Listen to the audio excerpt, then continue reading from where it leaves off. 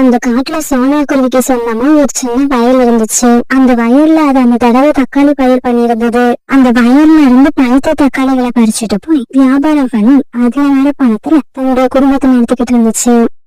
ஒரு நாள் சோனா குருவியோட கடைக்கு கோரிக்காகம் வந்துச்சு. கோரிக்காக பெரிய பணக்காரக்காகும், இருந்தாலும் அதுக்கு மத்தவங்களுக்கு உதவுற எண்ணம் கிடையாது. எல்லார்கிட்டயும் அவன் கஞ்சத்தனமா நடந்துக்கும். அந்த சமயத்துல ஒரு வயதான பறவை அந்த இடத்துக்கு வந்து கோரிக்காகத்துக்கிட்ட பிச்சை கேட்டுச்சு. மகளே, நான் ரொம்பவும் பசியில இருக்கேன். நீ பணம் கொடுத்தன்னா அந்த பணத்துல எதையாவது வாங்கி சாப்பிட்டு என்னோட பசிய போக்கிப்பேன். அப்பப்பா, எந்த இடத்துக்கு போனாலும் உங்க தொல்லை தாங்கல. வீட்டை விட்டு வெளியே கிளம்பி வந்தா உங்க முகத்துலதான் முழிக்க வேண்டியிருக்கு. கொஞ்சம் தக்காளி வாங்கலாம்னு வந்தேன், அத கூட வாங்க விடாம எனக்கு தொந்தரவு கொடுக்குறீங்க. இப்படி சொன்ன கோரிக்காகம் தக்காளி கூட வாங்காம அங்கிருந்து பறந்து போயிடுச்சு.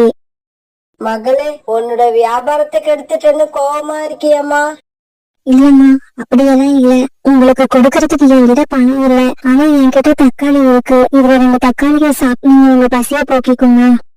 இப்படி சொன்னா குருவி 2 தக்காளியை எடுத்து அவங்க கிட்ட கொடுத்துச்சு. பிறகு பசியில இருந்த அந்த பாட்டியும் அந்த தக்காளியை வாங்கி சாப்பிட ஆரம்பிச்சாங்க. பிறகு கொஞ்ச நேரம் வேற யோசனையில இருந்த சோனா குருவி மறுபடியும் பார்த்தப்ப அந்த வயதான பறவாங்க இல்ல. இங்கதான் உட்காந்து தக்காளியை சாப்பிட்டுக்கிட்டு இருந்தாங்க, அதுக்குள்ள எங்க போனாங்க? இப்படி யோசிச்சு சோனா குருவி அந்த கடைக்கு காய்கறி வாங்க 2 பறவைகள் வந்த உடனே அந்த வயதான பறவையை பார்த்தது சுத்தமா மறந்து போய் வியாபாரத்தை கவனிக்க ஆரம்பிச்சது. பிறகு அன்னைக்கு சாயங்காலம் வீட்டுக்கு போன சோனா குருவி தன்னோட குழந்தைங்களுக்கு நல்ல விதமா உணவு சமைச்சு கொடுத்தது. பிறகு எல்லாரும் சாப்பிட்டு முடித்த உடனே தங்களோட படுக்கையில படுத்து தூங்க ஆரம்பிச்சாங்க. அந்த சமயத்துல பயங்கர இடையோட மழை பெய்ய ஆரம்பிச்சது. மழை பெய்யுற சத்தத்தை கேட்டதும் ரொம்பவும் பயந்து போன சோனா குருவி ஜன்னல் வழியா மழை பெஞ்சுக்கிட்டு இருக்கிறத ரொம்பவும் வருத்தத்தோட பார்க்க ஆரம்பிச்சது. கடவுளே, எங்க மேல கொஞ்சம் கருணை காட்ட. மழை ரொம்பவும் அதிகமா பெஞ்சா என்னோட வயல்ல இருக்கிற தக்காளி செடிகள் எல்லாம் தண்ணீர்ல மூழ்கி அழுகி போயிடும். சோனா குருவி இப்படி கடவுள் கிட்ட வேணும்னாலும் அன்னைக்கு ராத்திரி பூரா மழை நிற்கவே இல்லை. திடீர வரைக்கும் மழை பெஞ்சுக்கிட்டே இருந்தது. மறுநாள் பொழுது விடிஞ்சிச்சு. இப்படி பெஞ்சுக்கிட்டு இருந்த மழை மறுநாள் பொழுது விடிஞ்சதுக்கு அப்புறம் தான் நின்னுச்சு. உடனே சோனா குருவி அவசர அவசரமா தன்னுடைய வயலுக்கு பறந்து போச்சு. சோனா குருவி தன்னுடைய வயலுக்கு போய் பார்த்தப்ப அதோட வயல் பூரா தண்ணீர்ல மூழ்கி கிடந்துச்சு. அந்த வயல்ல விளைஞ்சிருந்த தக்காளி செடிகள் எல்லாம் கீழே விழுந்து கிடந்தது. அதை பார்த்து சோனா குருவி கண்ணீர் விட்டு அழ ஆரம்பிச்சது. என்னோட மனசுல இருந்த தெம்பு தைரியம் எல்லாமே போயிடுச்சு. என்னுடைய 6 மாசம் வளர்ப்பு இந்த மழை நீர்ல கரைஞ்சு போயிடுச்சு. எனக்கு இந்த விவசாயத்தை விட்டா வேற எந்த வேலையும் தெரியாது. இதுக்கப்புறம் நானும் என்னோட குழந்தைகளையும் எப்படி சாப்பிட போறோன்னு எனக்கு தெரியல. இப்படி ரொம்ப நேரம் அங்க உட்காந்து அழுதுகிட்டு இருந்தேன் சோனா குருவி பிறகு தன்னுடைய வீட்டுக்கு பறந்து போச்சு. கொஞ்ச நாட்கள் வீட்டுல இருந்த மல்லிகை பொருட்களை வச்சு சோனா குருவியும் அது குழந்தைங்களும் சாப்பிட்டுட்டு இருந்தாங்க. 2 வாரத்துக்கு அப்புறம் வீட்டுல இருந்த மல்லிகை பொருட்கள் காலி ஆயிடுச்சு. அம்மா, எனக்கு பசிக்குது. அம்மா, எனக்கும் பசிக்குது. குழந்தைங்க பேசுறது சோனா குருவியோட காதுல விழுந்தாலும் அதுக்கு எந்த பதிலும் சொல்லாத சோனா குருவி சில மாதிரி அப்படியே உட்கார்ந்து இருந்தது. பிறகு ரொம்ப நேரம் கழிச்சு சுய உணர்வுக்கு வந்த சோனா குருவி தன்னோட குழந்தைங்க கிட்ட இப்படி பேச ஆரம்பிச்சது. குழந்தைங்களா, கொஞ்ச நேரம் பொறுமையா இருங்க, நான் எப்படியாவது உங்களுக்கு உணவு எடுத்துட்டு வரேன். இப்படி சொன்ன சோனா குருவி பிறகு வீட்டை விட்டு வெளியில வந்து கோரிக்கா வீட்டுக்கு பறந்து போச்சு. கோரியக்கா, எனக்கு ஒரு 2 கிலோ அரிசி கடமை கொடுங்க. வீட்டுல சமைக்கிறதுக்கு எதுவும் இல்ல. உங்க வீட்டுல சமைக்கிறதுக்கு எதுவும் இல்லைன்னா அதுக்கு நான் என்ன பண்ணுவேன்? எங்க வீட்டுல கடனா கொடுக்கற அளவுக்கெல்லாம் அரிசி இல்ல. நீ வேற எங்கேயாவது போய் கேட்டு பாரு. கோரியக்கா, 2 மாசத்துக்கு முன்னால ஒரே சமயத்துல உங்களுக்கும் உங்க குழந்தை ஜக்கோவுக்கும் காய்ச்சல் வந்தது, ஞாபகம் இருக்கா? அப்ப உங்க 2 பேரும் நான் தானே கவனிச்சுக்கிட்டேன். கிட்டத்தட்ட 2 வாரமா உங்களுக்கும் ஜக்கோவுக்கும் தேவையானது எல்லாத்தையும் நான் தான் செஞ்சு கொடுத்தேன். கோரியக்கா, நான் செஞ்சதெல்லாம் இப்ப சொல்லி காட்டுறேன்னு நினைக்காதீங்க. என்னோட நிலைமை அப்படி இருக்கு. தயவு செய்து அதை மனசுல வச்சு எனக்கு இப்ப கொஞ்சம் அரிசி கொடுங்க. சோனா, நீ எனக்கு செஞ்சதை சொல்லி காட்டுறியா? இப்படி சொல்லி காட்டுவேன்னு தெரிஞ்சிருந்தா நான் உன்கிட்ட உதவி கேட்டு இருக்கவே மாட்டேன். இப்படி செஞ்சதெல்லாம் சொல்லி காட்டுற உன்கிட்ட இனிமே நான் பழக்க வழக்கமே வச்சுக்க மாட்டேன். போ இங்க இருந்து. கோரிக்காவை இப்படி கோமா சொன்னாலும் மனசடைஞ்சு போன சோனா குருவி அங்க இருந்து பறந்து போச்சு. சோனா குருவியோட சின்ன வயசு தோழி ஈனா சுந்தரவன காட்டுக்கு பக்கத்துல இருந்த மாளிகைபுர காட்டுல குடியிருந்துச்சு. உடனே சோனா குருவி அந்த காட்டை நோக்கி பறந்து போக ஆரம்பிச்சது. என்னோட தோழி என் மேல ரொம்பவும் அன்பா இருப்பா, அவ எப்படியும் எனக்கு உதவி பண்ணுவா. இப்படி எல்லாம் நினைச்சுக்கிட்டே பறந்த சோனா குருவி சீக்கிரமாவே பக்கத்து காட்டு வந்து சேர்ந்துருச்சு. பிறகு தன்னோட தொழில் வீட்டை கண்டுபிடிச்சு அங்க வந்து சேர்ந்த சோனா குருவி வாசல் கதவை தட்ட ஆரம்பிச்சது. கொஞ்ச நேரம் கழிச்சு அந்த வீட்டு கதவை திறந்துகிட்டு சோனா குருவிக்கு அறிமுகம் இல்லாத யாரோ ஒரு பறவை வெளியில வந்துச்சு. என்னங்க, நீங்க யாரு? மீனாவுக்கு நீங்க என்ன வேணும்? மீனாவா? ஓ, இந்த வீட்ல முன்னாடி குடியிருந்த மீனாவை கேக்குறீங்களா? என்னது, மீனா இப்ப இந்த வீட்டுல இல்லையா? ஆமாங்க, மீனா இந்த வீட்டை எங்க கிட்ட வித்துட்டு நகரத்துக்கு பக்கத்துல உள்ள காட்டுக்கு குடி போயிட்டாங்க. அங்க போய் 2 மாசம் இருக்கும். எனக்கு அவங்கள பத்தின வேற விவரங்கள் எதுவும் தெரியாது. இப்படி சொன்ன அந்த பறவை வீட்டுக்குள்ள போய் கதவை சாத்திக்குச்சு.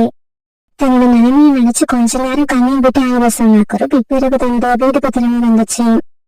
என்னோட குழந்தைங்களுக்கு வரும்போது உணவு எடுத்துட்டு வரேன்னு சொன்னேன். ஆனா இப்பவும் நான் வெறும் கையோட தான் வீட்டுக்கு போய்கிட்டு இருக்கேன். பசியோட இருக்கிற என்னோட குழந்தைங்க என் முகத்தை பார்க்கும்போது அவங்களுக்கு நான் என்ன பதில் சொல்லுவேன்? என்னோட குழந்தைங்க 2 பேரும் பசி தாங்க மாட்டாங்க.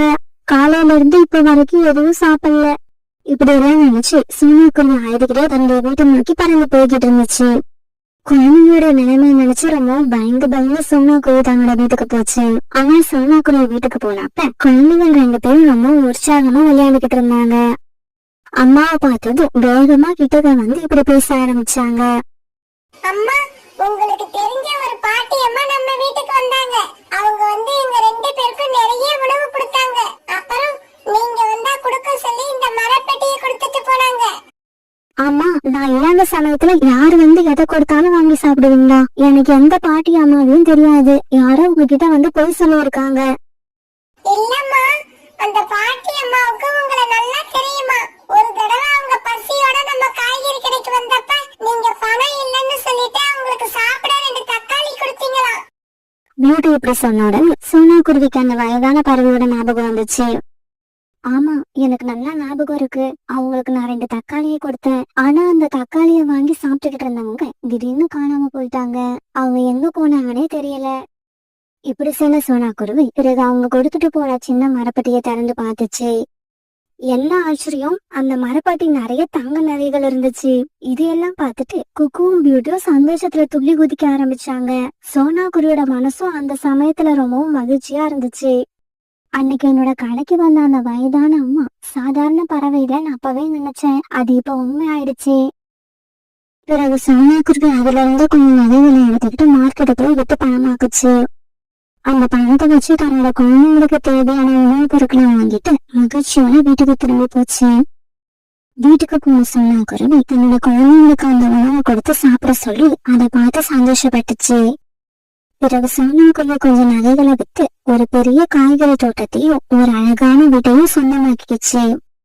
இதையெல்லாம் பார்த்த கோரிக்கானத்துக்கு வயிற்றுச்சல் தாங்க முடியல. உடனே சோனா குருவி கிட்ட நேரா போய் இப்படி பேச ஆரம்பிச்சது. நீயும் உன்னோட குழந்தைங்களும் சாப்பாட்டுக்கே வழி இல்லாம இருந்தீங்க. ஆனா இப்ப நீ ரொம்ப வசதியா மாறிட்ட. இந்த வசதியான வாழ்க்கை உனக்கு எப்படி வந்துச்சு? எங்கேயாவது திருடுனியா இல்ல கொள்ள அடிச்சியா? எதுவா இருந்தாலும் இந்த அக்கா கிட்ட மனசு விட்டு சொல்லு. நான் யார்கிட்டயும் சொல்ல மாட்டேன். கோரி அக்கா, உங்க மனசு எப்படி இருக்கோ உங்க சிந்தனையும் அதே மாதிரி இருக்கு. இதையெல்லாம் நான் திருடவும் இல்லை, கொள்ளையடிக்கவும் இல்லை. இப்படி ஆரம்பிச்ச சோனா குருவி பிறகு நிலைமையை எல்லாத்தையும் கோரிக்காங்க கிட்ட சொல்லுச்சு. அப்படியா? அந்த வயதான கிழவிக்கு 2 தக்காளியை கொடுத்ததால நீ இவ்வளவு பெரிய ஆளா ஆயிட்டியா? இது முன்னாடியே எனக்கு தெரிஞ்சிருந்தா அந்த கிழவிக்கு நான் 100 ரூபாய் கொடுத்திருப்பேன். அந்த கிழவி எங்க இருந்தாலும் நான் விட மாட்டேன். எப்படியாவது தேடி போய் உதவி செஞ்சே தீருவேன். கோரிக்காகும் பிறகு அந்த காடு புறா பறந்து அந்த வயதான பறவையை தேட ஆரம்பிச்சது. ஒரு நாள் புறா தேடியும் அந்த வயதான பறவை எங்கேயும் கிடைக்கவே இல்லை. இதனால ரொம்ப சோர்ந்து போய் ஒரு மரக்கிளை மேல உட்கார்ந்து ரெஸ்ட் எடுக்க ஆரம்பிச்சது. இந்த சமயத்துல அந்த வயதான பறவை அந்த வழியா பறந்து போறத கோரிக்காகம் பாத்துடுச்சு. உடனே கோரிக்காகம் அந்த பறவையை விரட்டிக்கிட்டே பின்னால போச்சு. ஆரம்பத்துல ரொம்பவும் மெதுவா பறந்து போன இந்த வயதான பறவை பிறகு ரொம்பவும் வேகமா பறந்து போக ஆரம்பிச்சாங்க. கோரிக்காகமும் விடவே இல்ல, அவங்க பின்னாடியே அதே வேகத்துக்கு பறந்து போச்சு. இப்படி முன்னால பறந்து போய்கிட்டு இருந்த அந்த வயதான பறவை திடீர்னு மறைஞ்சு போயிடுச்சு. இருந்தாலும் அந்த வயதான பாட்டியை விரட்டிக்கிட்டே வந்த கோரிக்காகும் தன்னுடைய ஸ்பீடை கண்ட்ரோல் பண்ண முடியாம எதிரில இருந்த ஒரு மரத்துல மோதி கீழே விழுந்துடுச்சு.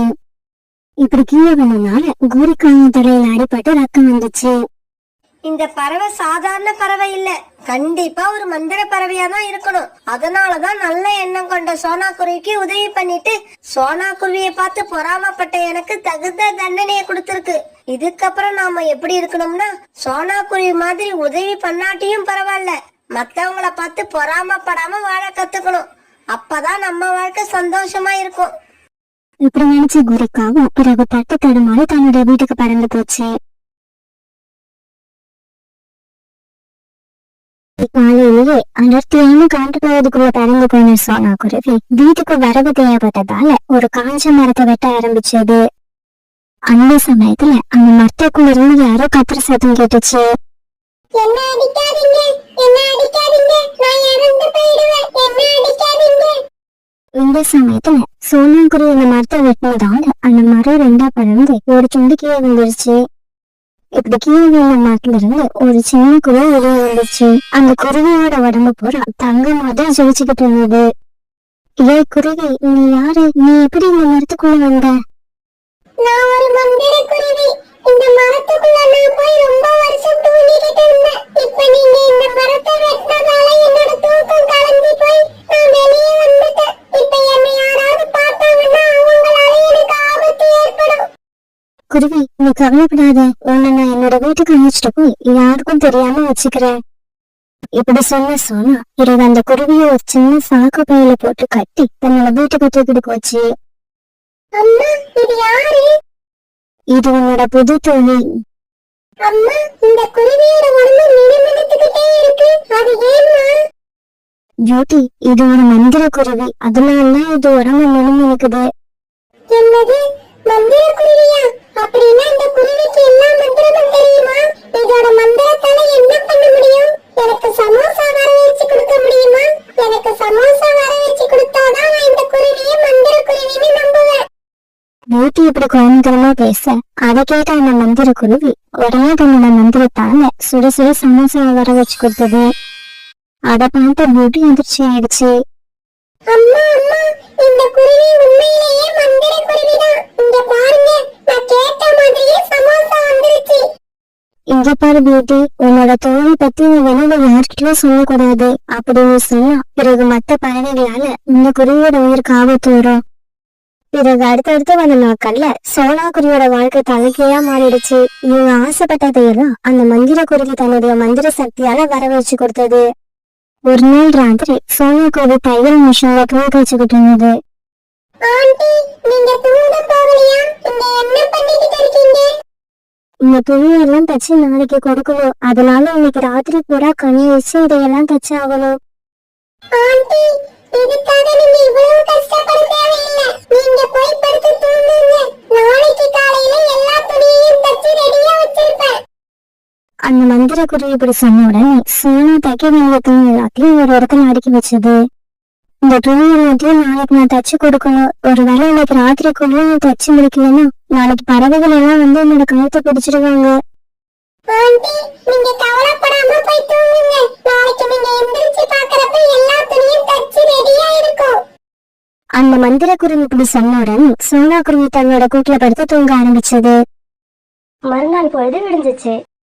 இந்த மந்திர குருவி அவன் சொன்ன மாதிரி எல்லா துணியையும் தச்சு ரெடியா வச்சிருந்தது. அதை பார்த்து சோனா குருவி வீடும் ரொம்ப சந்தோஷப்பட்டாங்க. அந்த மந்திர குருவி இப்படி சோனா குருவியோட குடும்பத்துக்கு உதவி பண்ணி அவங்க சந்தோஷமா வச்சிருந்தது. ஒரு நாள் வீட்டுல இருந்து வெளியே கிளம்ப போன பியூட்டிய பார்த்து அந்த மந்திர குருவி இப்படி பேச ஆரம்பிச்சது. பியூட்டி, நீ எங்க கிளம்பிட்ட? நான் கோரி ஆண்டியோட வீட்டுக்கு போறேன். இரு, உன்னோட கழுத்துல எதுவுமே இல்லாம இருக்கு. நான் ஒரு மணி வர வச்சு தரேன், அத போட்டுக்கிட்டு போ. இப்படி சொன்ன அந்த மந்திர குருவி தன்னோட மந்திரத்தால ஒரு அழகான மணியை வர வச்சு கொடுத்தது. உடனே பியூட்டி அந்த மணியை எடுத்து தன்னோட கழுத்துல போட்டுக்கிட்டு கோரி வீட்டுக்கு போச்சு. கோரி ஆண்டி, அம்மா இந்த பழங்களை உங்ககிட்ட கொடுத்துட்டு வர சொன்னாங்க. அப்படியா? அது இருக்கட்டும், நீ கழுத்துல போட்டிருக்க மணி ரொம்ப அழகா இருக்கு. இதை எங்க வாங்கின? ஆண்டி, இந்த மணியை நான் பணம் கொடுத்து வாங்கல. என்னோட தோழி மந்திர குருவி தன்னோட மந்திர சக்தியால வர வச்சு கொடுத்துச்சு. அந்த மந்திர குருவிய பத்தி யாருக்கிட்டையும் சொல்லக்கூடாதுன்னு கம்மாசினிடம் வந்துட்டு அந்த மந்திர குருவிய பத்தி கோரிக்காகத்துக்கிட்ட சொல்லிடுச்சு. என்னது, மந்திர குருவியா? அப்படின்னா இதுக்கு பின்னால ஏதோ பெரிய விஷயம் இருக்கு. அது என்னன்னு கண்டுபிடிக்கணும். பிறகு ராத்திரி ஆச்சு. கோரிக்காவை தன்னோட கணவர்கிட்ட பியூட்டி சொன்ன எல்லா விஷயத்தையும் சொல்ல ஆரம்பிச்சது. ஆமாம் காலுஜி, நான் சொன்னதெல்லாம் உண்மைதான். அந்த மந்திர குருவி சோனா குருவி குடும்பத்துக்கு தேவையானதெல்லாம் வரவழைச்சு கொடுக்குது. அந்த குருவி நம்ம வீட்ல இருந்தா எப்படி இருக்கும்னு ஒரு நிமிஷம் யோசிச்சு பாருங்க. சரி வா, பியூட்டி சொன்னதெல்லாம் உண்மையானு நாம போய் பார்த்துட்டு வருவோம். இப்படி பேசிக்கிட்ட காலுக்காவும் கோரிக்காவும் சோனா குருவி வீட்டை நோக்கி பறந்து போனாங்க. இவங்க அங்க போய் பார்த்தப்ப சோனா குருவி வீட்டு ஜன்னல் வழி அந்த மந்திர குருவியோட முகமுழுக்கு முடிவு தெரிஞ்சது.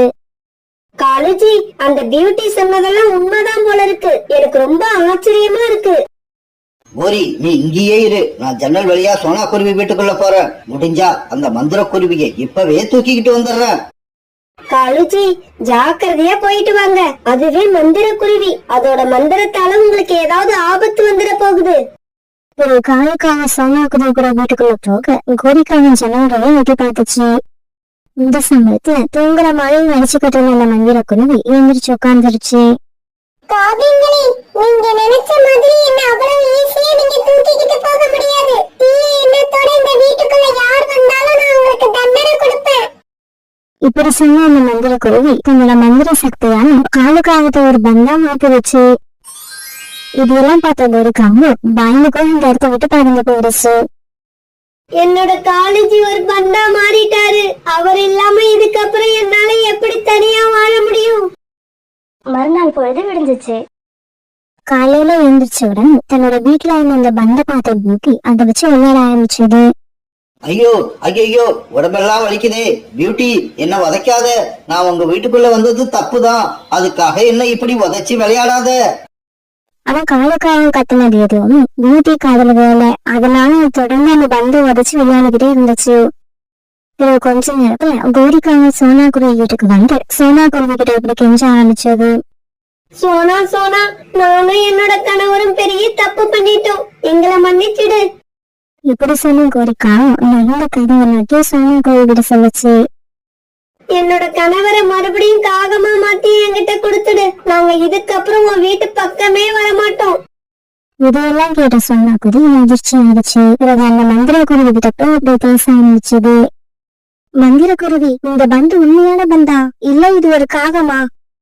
ஆண்டி, கோரி ஆண்டி சொன்னது எல்லாமே உண்மைதான். என்ன திருட வந்த இந்த காகத்தை நான் தான் பந்தா மாத்தினேன். மந்திர குருவி, அவங்க ஏதோ பேராசையால இந்த தப்பு பண்ணிட்டாங்க. இதுக்கப்புறம் இந்த மாதிரி தவறு நடக்காத இந்த காவல் என்கிட்ட சொல்லி இருக்கு. அதனால தயவு செய்து பந்தா இருக்கிற அந்த காகத்தை பழைய உருவத்துக்கு மாத்திடு. சோனா குருவி இப்படி சொன்ன உடனே அந்த மந்திர குருவி அந்த பந்தை மறுபடியும் காயக்காகவும் மாத்திடுச்சு. நான் மாறிட்டேன், மறுபடியும் காகமா மாறிட்டேன். இதுக்கப்புறம் என்ன பியூட்டி உதைக்காது. அப்பாடா, இப்பதான் எனக்கு நிம்மதியா இருக்கு. காலேஜி, பந்தா மாறின எக்ஸ்பீரியன்ஸ் உங்களுக்கு எப்படி இருந்துச்சு? அதை ஏன் கேக்குற? உடம்பு பூரா வலிக்குது. பியூட்டி பாக்குறதுக்கு தான் சின்ன குழந்தை மாதிரி இருக்கு. ஆனா அது உதைச்சா எப்படி தெரியுமா வலிக்குது? கோரிக்காவை சொன்னதை கேட்டுட்டு சோனா குருவி, பியூட்டி, மந்திர குருவி இவங்க 3 பேரும் சத்தம் போட்டு சிரிச்சாங்க. இதை பார்த்து வைக்கப்பட்ட காணொலியை உடனே இடத்த விட்டு பணம் காணாங்க.